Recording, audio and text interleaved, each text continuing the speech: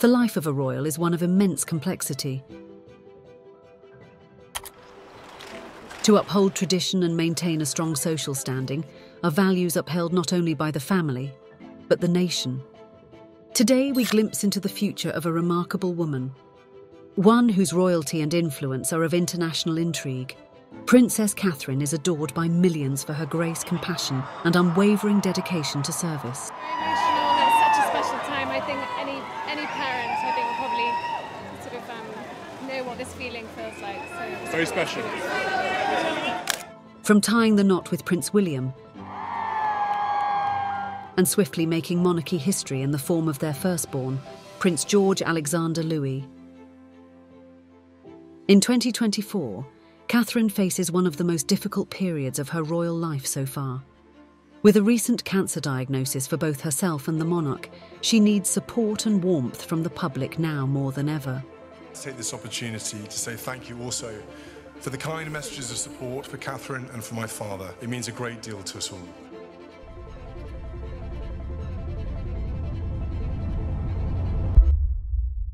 I actually went bright red when I met you and sort of scuttled off, feeling very shy about meeting you. We had been going out a long time, and it just seemed a natural step for both of us. Born the eldest sibling of three, Catherine Elizabeth Middleton was born in Berkshire, England. She is a good example of one of the best things that the royal family has done for years. Both of her parents are from highly different backgrounds. They found love was in the air as they met at Carol's occupation as an air hostess and Michael's job as an international dispatcher. Michael was born into a wealthy family from Leeds, and Carol is from a family of coal miners and builders. I think the ways the Middletons have been integrated into royal life, so to speak, has been quite seminal and unprecedented. Often girls would marry into the royal family and their in-laws would sort of be ignored or shoved away. Actually, the Queen has actively embraced the Middletons, inviting them to things like Royal Ascot. Well, the Middletons are hugely interesting because they've been more instrumental and influential than any other family that's married into the House of Windsor. They sent all of their three children to good schools. In the case of Kate, to Marlborough School, which is one of the top public schools, which means private in British terms, schools. She first became aware of Prince William of Wales while studying at the University of St Andrews in Scotland. The pair shared several classes during their studies and soon became friends. At the university, they shared rooms to start with and then shared a cottage with some friends. And as they said, by their own account, they said that they were friends first and then the romance began. It wasn't until 2002 that William became more aware of Miss Middleton. It seems that the royal family were protecting William. It's about William to start with, but then William and Kate when the relationship began, because they did a lot of their early courting in St Andrews at the Queen's estate in Balmoral, away from prying eyes, lots of privacy, lots of time to develop the relationship. Particular picture of in that respect, she's quite reserved. But this is the same girl that when she was trying to pull Prince William, she was wearing a see-through out dress and sashayed down a catwalk. So quite a bold thing to do. So she can't have been shy or backward at coming forward in that respect.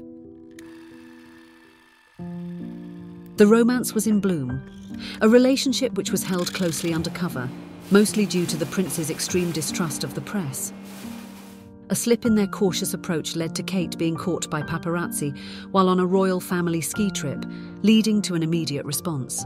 Their relationship became the subject of intense scrutiny, prejudice and tabloid attention. Rumours spread that Middleton was certainly more than a close friend. What you have with William is a guy who has learnt lessons. And there's really nothing any of those grey-suited men from Clarence House could genuinely tell William that he doesn't already know about the press. And he understands public opinion is incredibly important. At all times, they were highly discreet. They were almost never seen together. They didn't allow any gossip to start. People speculated, but there was nothing definite which proved that they were an item. And I think the fact that she was discreet and that she wasn't blabbering on about her love for Prince William, I think that stood her in good stead. They are an incredibly down-to-earth couple. I remember meeting them together as a couple for the very first time on the day the palace announced that they were getting married. And I think everyone was terribly nervous, not least William and Kate. I mean, it was the first time they had met the British media. I remember Kate being very nervous, but incredibly sweet and kind, and they both just seemed so well matched. You could see it in their body chemistry even at that stage. They gravitated towards each other. I remember William having his hand in the small of Kate's back, guiding her, making sure she was all right, and I think that's what you've seen over the years. You know, he has wanted to just make sure that she is comfortable, that she feels confident and happy. And then, of course, we saw her first speech as a Duchess. It was a very stilted performance, and she was widely criticized in the press. But again, you have to remember that this is a young woman who is not running for public office. She's coming in from the outside, and she's trying to make everybody happy. I would wager that that's probably the hardest, most challenging aspect of her role as William's wife, is the public speaking component. Prince Harry seems to have got it almost instantly, and he does it with natural charm and fun. There's no doubt that Kate was very nervous. In her role as the patron of the East Anglian Hospice, she had to make a public speech. She did very well, but it was a little stilted, a little disjointed. I think she would probably admit that she was more than a little bit nervous when she had to make it. But in time, I think she's improved. Princess Diana herself used Peter Setterland to help train her in public speaking.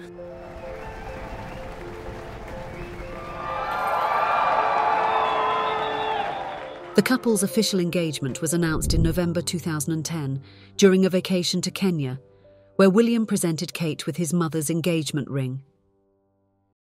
William's decision to give Kate his mother's engagement ring, I think what it means for William is a far more sort of intimate, has a far more intimate meaning. And the ring gives us all permission to look again at this union, particularly because Charles and Diana's marriage went so bad and began, we now know, on such rocky foundations. You know, it may be that we're imagining it, we're just hopeful and optimistic, but it looks like this one is very much a personal choice of the two people involved. I think people would have inevitably made those comparisons privately. I felt on the day when it was obvious that was the ring he'd given her, I felt that was his way of taking control of that narrative and taking control of that story. That's what I think it was. After the official announcement of the pair's engagement, it was 6 months after, on the 29th of April 2011, that the marriage was to commence.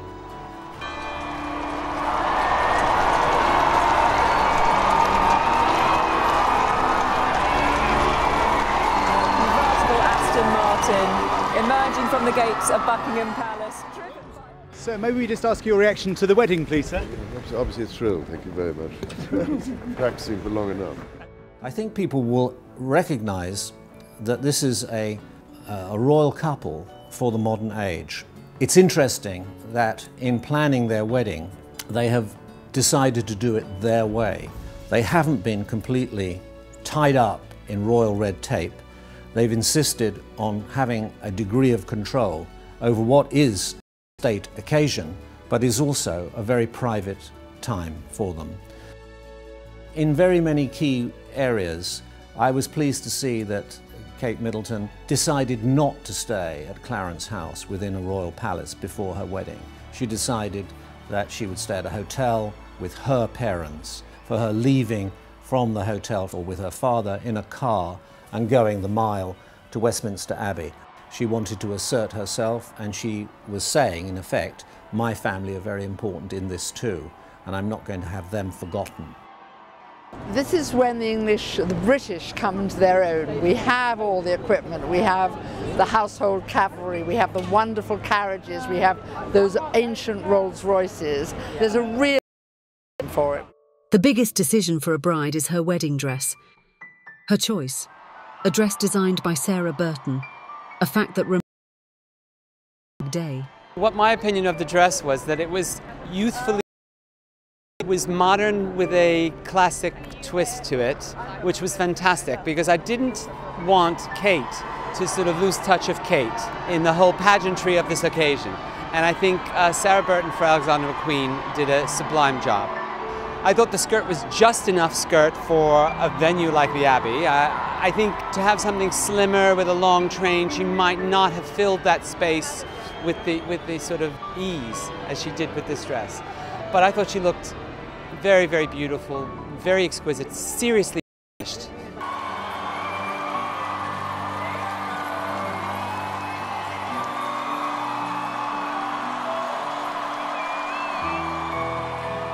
Prince William was fantastic in that sort of royals and red uniform, very unusual, matched the red of that carpet, the centre of Westminster Abbey. He looked marvellous, and the white gloves when he was waving at the crowds, he looked the dashing prince. I thought William's choice of the red was fantastic. I mean, Kate's heart must have gone pitter-patter completely when she saw her prince standing there. And I caught that glimpse of Harry when he took a sideward glance at seeing Kate while William turned the other way, and he said to his brother, "She's beautiful." And that was really, really charming between the two boys. You know, how wonderful was that?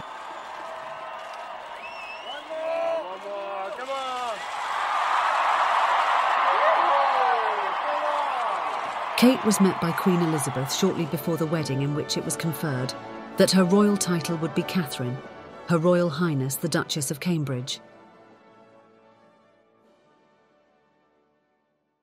Following the wedding, there was one burning question on the minds of everyone. When would the world witness the arrival of a royal baby? Obviously, there'd been an awful lot of anticipation as when Kate was going to announce that she was pregnant. I mean, in fact, I think the announcement was suggested for about 6 months beforehand. Everyone was writing in the papers that she was pregnant. The palace had put out the official to the hospital because she'd had problems with the pregnancy, and it was felt that William and Kate didn't want to even tell the Queen or Prince Charles that she was pregnant until they were absolutely certain everything was okay. There was huge celebration over the birth of Prince George. I remember broadcasting for numerous international networks outside Buckingham Palace. It was a hugely important international news story. Well, the birth of Prince George was really like a national holiday. There was excitement in the air all around the country. It very much reminded me of the feeling of the royal wedding day when William and Kate got married. Everyone was universally happy. Everyone was constantly checking the news feeds on their phone and on the television in order to see, waiting for William and Kate to come out from the hospital for the first time, holding the new baby prince. Well, he's got a good pair of lungs on him, that's for sure. He's a big boy, he's quite heavy, but we're still working on a name, so we'll have that as soon as we can. But it's the first time we've seen him, really, so having a proper chance to catch up and see it. With the arrival of Prince George, the royal reaction was that of warmth and confidence in both William and Kate. Shortly after the birth of the prince, it was surprisingly announced that another royal baby was on the way. In 2015, it became known that the Duchess was expecting her second child, and to the joy of both William and Kate, the pregnancy came with fewer complications. They happily announced the impending arrival of Princess Charlotte, and once more the world paused in excitement as the monarchy celebrated the prospect of a baby sister for their son. It was a great cause of national celebration. Of course, a little sister for Prince George, the daughter that Prince William had always wanted, the granddaughter that Charles had always wanted, but actually, historically, a really important little girl because she will hold her place in the lineage of succession. With the laws being changed, she will hold on to that position. She is the fourth in line to the throne, and no little boy born hereafter will take that place away from her. So she is historically very, very important. On the 23rd of April 2018, a little brother joined the royal fold. Prince Louis Arthur Charles became the third child of the couple and the fifth in line to the throne. In recent years, Kate has taken on more responsibilities as her children have begun to grow. She launched the Taking Action on Addiction campaign, the Earthshot Prize and Heads Together, as well as help create one of the largest early years research studies in the UK and organise the Royal Carols Call Together at Christmas in 2021. She surprised everyone with her own performance, dazzling the public as she played the piano alongside the singer-songwriter Tom Walker.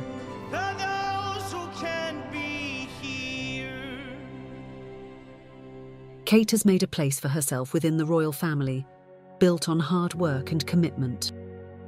Her considered approach to her work and her hands-on parenting style paints a picture of a new kind of royal. It's clear Prince William found something special in Kate. I think that Kate Middleton will be the people's princess.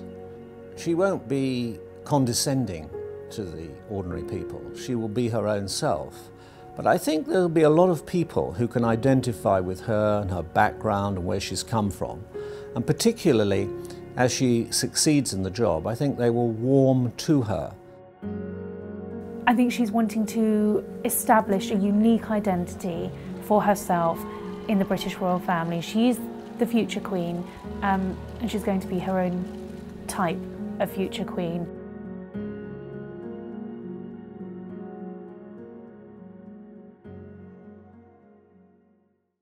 Buckingham Palace has announced the death of Queen Elizabeth II, the longest reigning monarch in British history.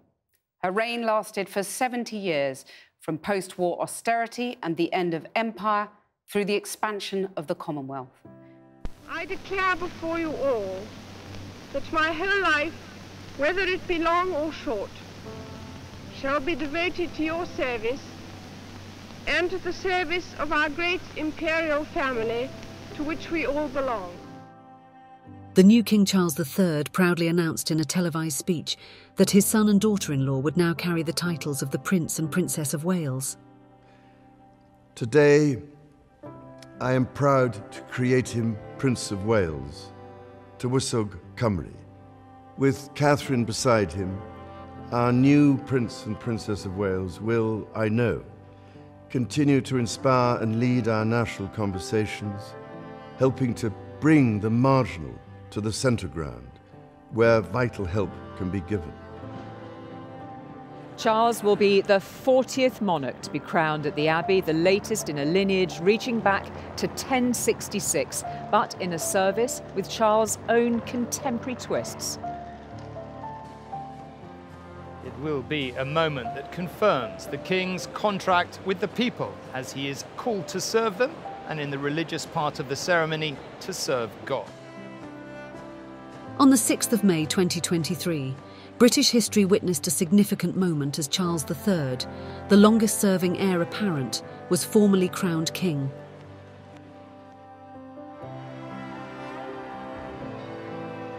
This coronation, symbolising a new era for the monarchy, held immense importance not only for the nation but also for Princess Catherine. Alongside her husband, Catherine played a crucial role in the majestic procession. Adorned in royal robes, she radiated grace as she arrived at Westminster Abbey.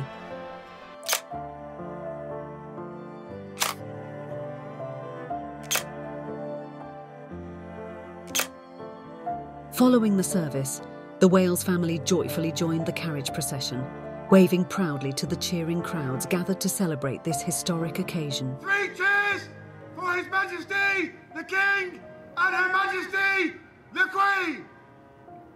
Hip hip! Hooray! Hip hip! Hooray! Hip hip! Hooray!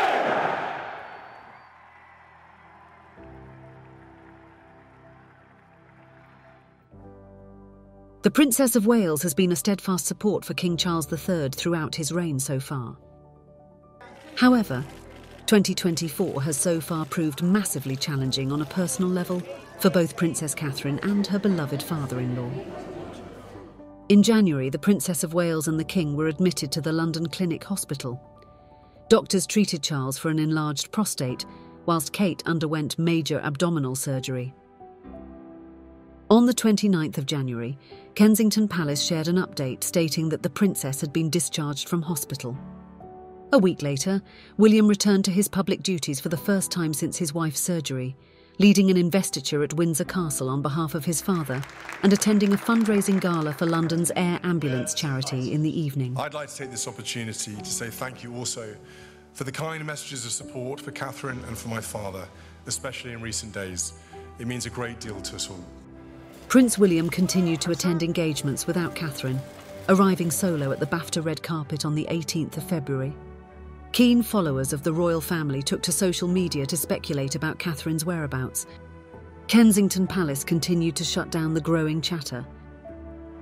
On the 10th of March, Kate marked Mother's Day by sharing a photo of herself smiling with her 3 children.